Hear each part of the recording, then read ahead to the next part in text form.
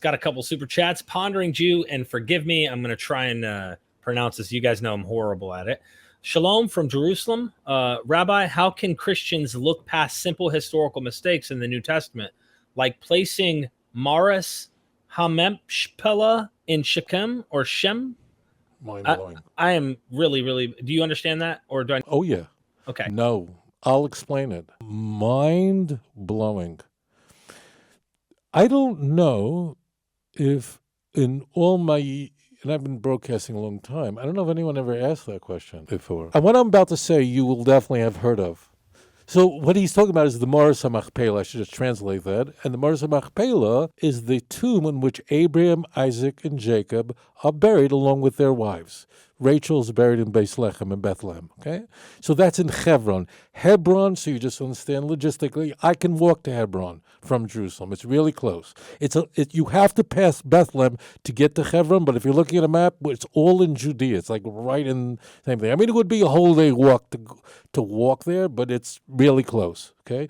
That's where the tomb of the patriarchs there, and that's where hundreds of thousands of people visit every year.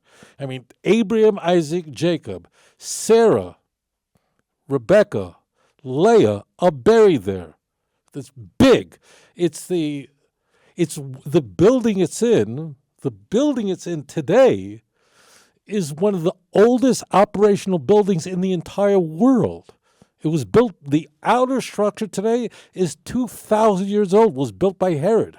So this is a really important place. It's the second holiest place in all the world after Jerusalem.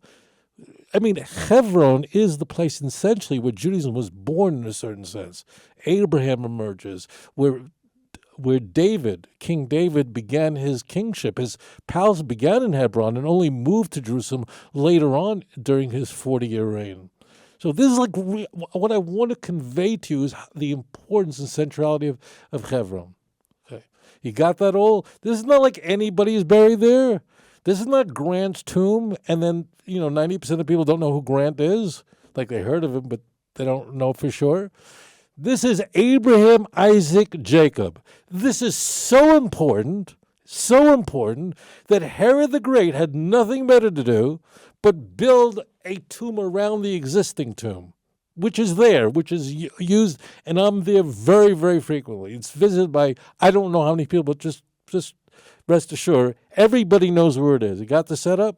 Now, the reason why this setup is vital is you often hear from Christian apologists that you could tell from Luke that he had an intimate familiarity with the land of Israel. He knew there were sycamore trees over here, and they knew there were oak trees here, and if you go like this, there was a tree, and there was a cloud. They knew what kind of coin they were using. You see, Luke, he had such a knowledge of what was going on in Israel at the time. He knew if somebody coughed, he knew which way to say Gesundheit. He knew I hear this, and I'm going like, really? That's it? Like, I could know what's going on in Hong Kong without, whatever. But I'm going, the author of Luke knew so little that he didn't know where the Maris HaMachpelah is, where the tomb of the patriarchs is.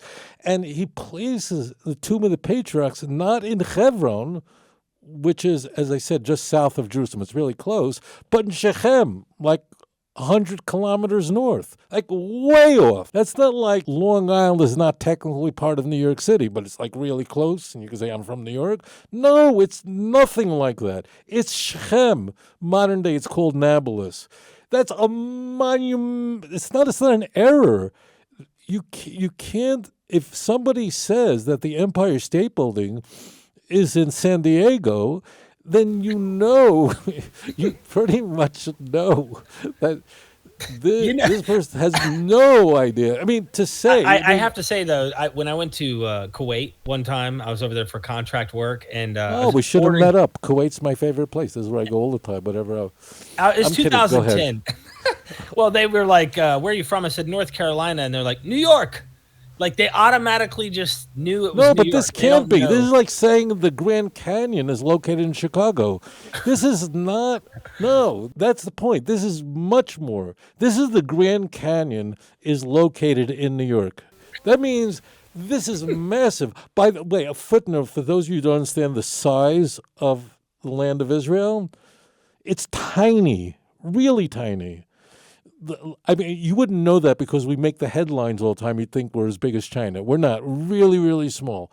Like, Israel is so tiny that it's like one of the only countries in the world that when you're looking at a globe, the names of the cities are in the Mediterranean because they can't actually fit into the place. Like, yeah, it's in the blue because you just can't fit Jerusalem and Hebron in it. So you're always like, the names are all in the Mediterranean Sea. It's a really tiny place. Okay, 25,000 square, not miles, but kilometers. It's really small, just very tiny. And these are really far away in terms of Israel. And these are very important places, meaning Shechem, Nablus, is where Joseph was buried. It's a really important place in the Bible. It really comes up a lot. So that means that this is not a, like you say if North Carolina, someone in Kuwait says, oh, that's New York. Because, like, what's North Carolina? Someone think these are really significant places. Both are, and they're really. I mean, Shechem is up in the north, way up all the way up in Samaria.